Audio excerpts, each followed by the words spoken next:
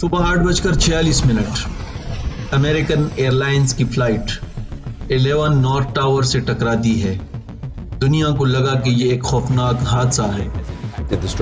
Yes, the footage coming in is absolutely catastrophic. We are seeing significant damage. The world changed forever.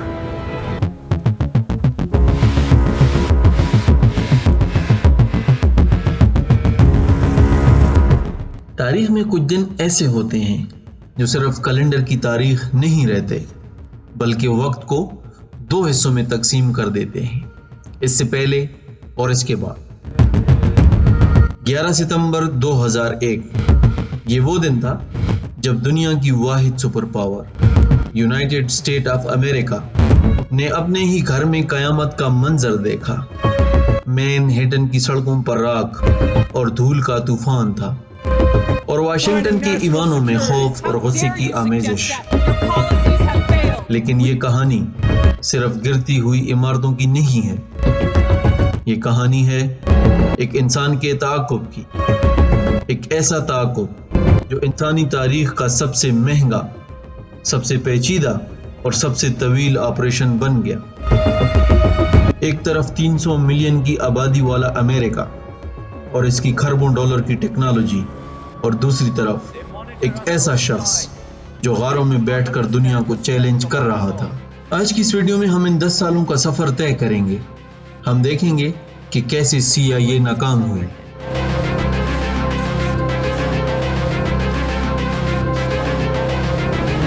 کیسے تورا بورا کے پہاڑوں میں دھوکہ ہوا، اور کیسے پاکستان کے ایک پرسکون شہر ایبٹ آباد میں ایک رات خاموشی سے تاریخ رقم ہوئی. اس دشمنی کی جڑیں 9/11 سے بہت پیچھے جاتی ہیں.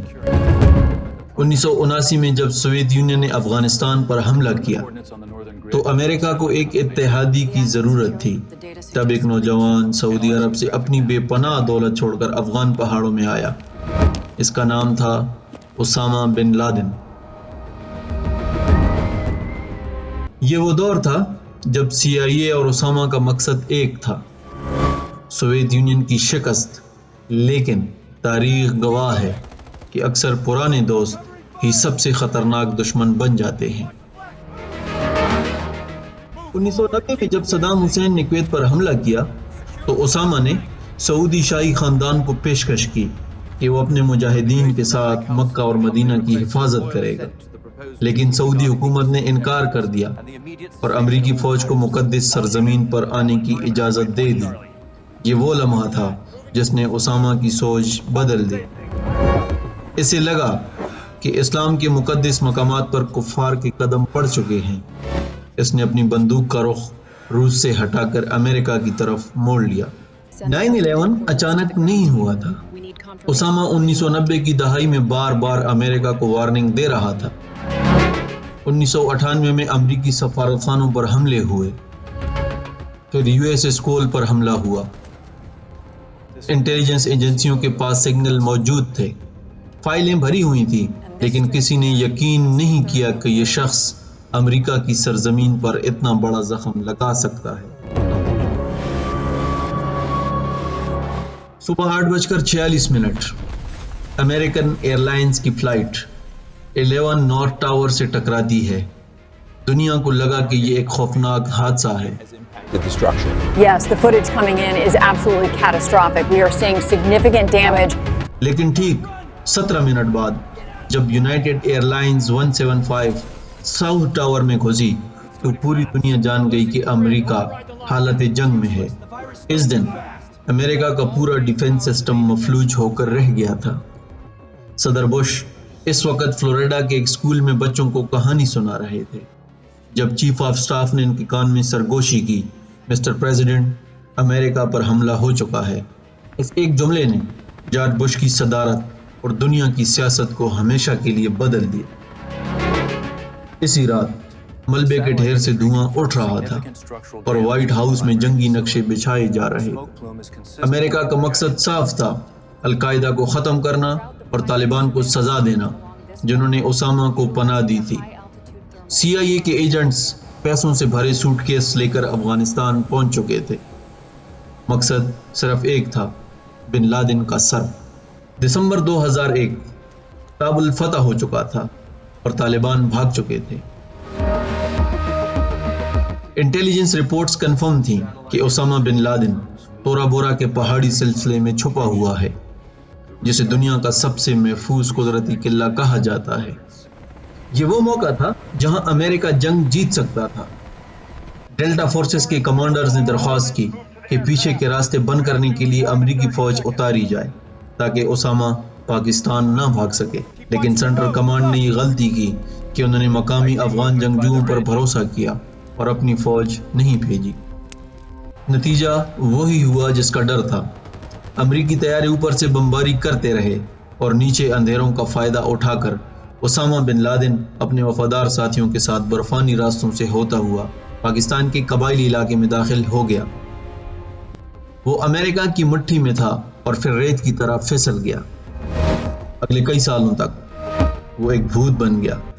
افواہیں تھیں کہ وہ مر چکا ہے، گردوں کا مریض ہے یا کہیں غار میں دفن ہو گیا ہے، لیکن حقیقت کچھ اور ہی تھی۔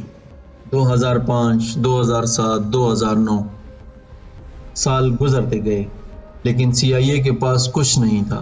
پھر گوانتا نموبے کی جیل سے ایک نام بار بار سامنے آیا، ابو احمد الکویتی۔ قیدیوں نے بتایا کہ یہ وہ واحد شخص ہے جس پر اسامہ اپنی جان سے زیادہ بھروسہ کرتا ہے۔ CIA نے الکویتی کا پیچھا کرنا شروع کیا۔ یہ کام آسان نہیں تھا۔ وہ اتنا ہوشیار تھا کہ جب بھی اسامہ کے ٹھکانے کے قریب جاتا اپنے فون کی بیٹری نکال دیتا، لیکن 2010 میں ایک چھوٹی سی غلطی ہوئی۔ اس نے پشاور میں ایک فون کال کی جس سے NSA نے پکڑ لیا۔ اس کال کا پیچھا کرتے کرتے CIA کی نظریں پاکستان کے شہر ایبٹ آباد کے ایک گھر پر جم ہوئی۔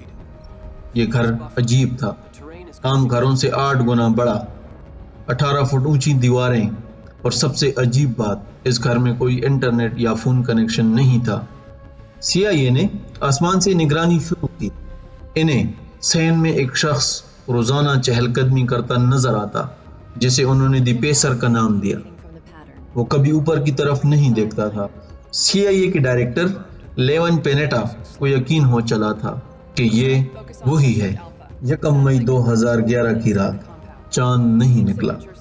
افغانستان کی جلال آباد ایئر بیس سے 2 اسٹیلتھ بلیک ہاک ہیلی کاپٹرز نے اڑان بھری۔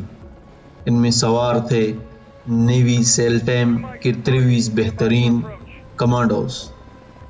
جیسے ہی پہلا ہیلی کاپٹر کمپاؤنڈ کے اوپر پہنچا، ہوا کے دباؤ اور گرمی کی وجہ سے وہ بے قابو ہو گیا اور دیوار سے جا کر ٹکرایا۔ مشن شروع ہونے سے پہلے ہی تباہی کے دہانے پر تھا۔ دھماکوں سے دروازے اڑائے گئے، گھر کے اندر فائرنگ ہوئی، ایک ایک کر کے گارڈز مارے گئے۔ ٹیم تیسری منزل پر پہنچی۔ وہاں ایک کمرے میں ایک لمبا شخص اپنی بیوی کے پیچھے چھپا ہوا تھا۔ رابرٹ اونیل نامی سیل نے ٹریگر دبایا، 2 گولیاں سر میں، ایک سینے میں۔ کمرے میں خاموشی چھا گئی۔ پھر ریڈیو پر کمانڈر کی آواز گونجی،